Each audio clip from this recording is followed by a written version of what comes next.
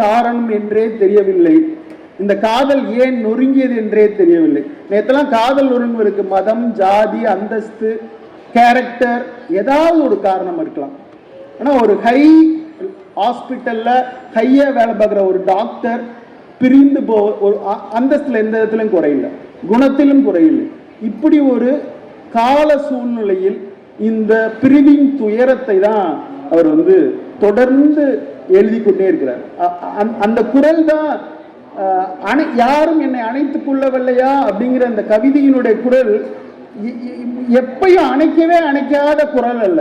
அந்த அணைப்பின் சுகத்தை பழகிய ஒரு குரல். இப்போது யாரும் என்னை அணைத்துக் கொள்ளவில்லையா என்பது தான் இருக்க வேண்டும். ஏன்னா எப்படி ஒரு மது குடித்தவனுக்கு தான் அந்த மதுவினுடைய சுவை தெரியும் என்பதை போல இந்த அணைப்பின் சுவை முதல் முறையாக அணைத்து கொண்ட பிறகுதான் ஒருவனுக்கு அந்த அணைப்பின் சுவை தெரியும். கிட்டத்தட்ட 32 வயதில் ஒரு அணைப்பு எனக்கு கிடைக்கும் போது தெரிந்தது அந்த அணைப்பின் சுகம் என்னவென்று. அதனால் இந்த என்னை யாரும் அணைத்துக் கொள்ளவில்லையா என்பது ஒரு முறையே கூட அல்ல. அந்த சுகத்தை வேண்டி, அந்த நட்பை வேண்டி, அந்த அன்பை வேண்டிதான் என்னை யாரும் அணைத்துக் கொள்ளவில்லையா என்று மனுஷ் அவர்கள் சொன்னதாக நான் இந்த கவிதைகளினுடைய வரியை, இந்த டைட்டிலுடைய வரியை நான் புரிந்து கொள்கிறேன். அந்த டைட்டில் கவிதையை படிக்க வேண்டியது எனக்கு கட்டாயமாகிறது. ஏனெனில் அந்த கவிதை என் கையில் என்னுடைய தலைப்பின் கீழ் இருக்கிறது. ஆகவே அந்த கவிதையை நான் உங்களுக்கு படித்திருக்கிறேன். கலைத்திருக்கிறேன்.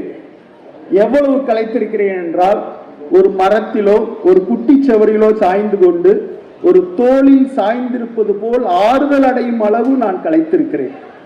ஒரு சிகரெட்டின் கதகதப்பை ஒரு முத்தத்தின் கதகதப்பை போல நினைத்து கொள்ளும் அளவு கலைத்திருக்கிறேன். சாவு பயத்தை மறப்பதற்கும், என் தோல்விகளை மறைப்பதற்கும், என் தனிமைக்கு முகம் கொடுக்காதிருக்கவும் அவ்வளவு வேலைகள் செய்திருக்கிறேன். மென்று துப்பப்பட்ட கரும்பின் சக்கையாக ஒவ்வொரு நாளும் இந்த படுக்கைக்கு திரும்புகிறேன். ஆயினும் நான் கரும்பாகத்தான் இருந்தேன் என்பதை நினைத்து ஆறுதல் கொள்கிறேன்.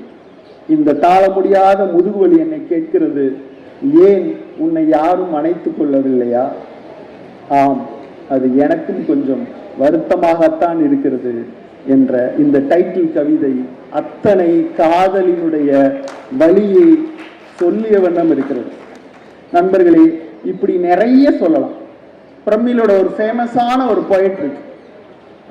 அந்த போயம் அவளை எழுதி அவ்வளோ அழகான கவிதை. அதாவது பெயர் என்று ஒரு கவிதை. அதாவது காயாத நெருப்புகள் கூடி நெருப்பாய் எரியும் ஒரு பெயர் அப்படின்னு பிரமிழோட ஒரு கவிதை உண்டு. அந்த கவிதைக்கு இணையாக ஒரு கவிதையை மிக அழகாக பெயர் எப்படி என்று முடிகிற ஒரு கவிதையை சொல்லியிருக்கிறார். உண்மையிலேயே எனக்கு வந்த கவிதைகளில் நான் மிகவும் முக்கியமான கவிதையாக, சொல்ல வேண்டிய கவிதையாக, மிகவும் அன்பு என் மீது சொரியும் ஒரு கவிதையாக இந்த கவிதை படித்த பிறகு கிட்டத்தட்ட 1 மணி நேரம் இந்த கவிதையை பற்றி நினைத்து கொண்டிருந்தேன். அந்த ஒரே ஒரு கவிதையை சொல்லிவிட்டு என்னுடைய நிறைவு செய்கிறேன். வைக்கோல் கன்று என்று ஒரு கவிதை. உன்னை மிகவும் நேசிக்கிறேன் என்று யாராவது சொல்லும்போது இப்போதெல்லாம் ஒரு உணர்ச்சியும் வரமாட்டேன் என்கிறது.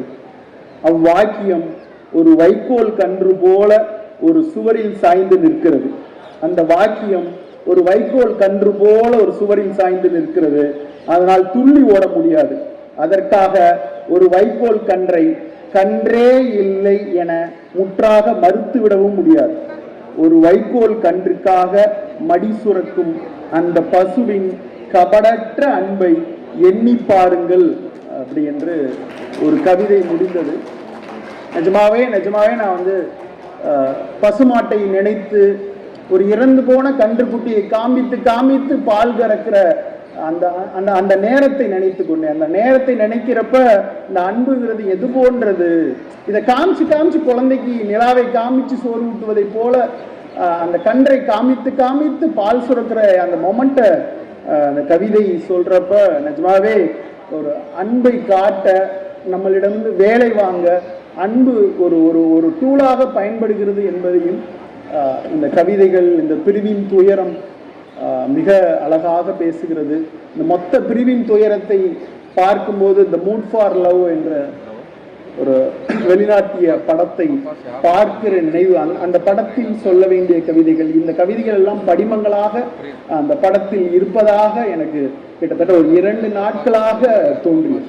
கிட்டத்தட்ட நேற்று வரை கவிதை படித்த காய்ச்சலோ என்னவோ தெரியல, சூழ்நிலை தந்த காய்ச்சலோ, உடல் கதகதப்பிலே இருந்து கொண்டு இருந்தது. ஒருவேளை பழைய காதலை இந்த பாழா போன மனம் நினைத்து கொண்டதோ என்னவோ என்று எனக்கு தோன்றுகிறது. நன்றி இந்த கவிதைகளுக்கு. மனிஷபுத்திரனுக்கு என் மனமார்ந்த வாழ்த்துக்கள்.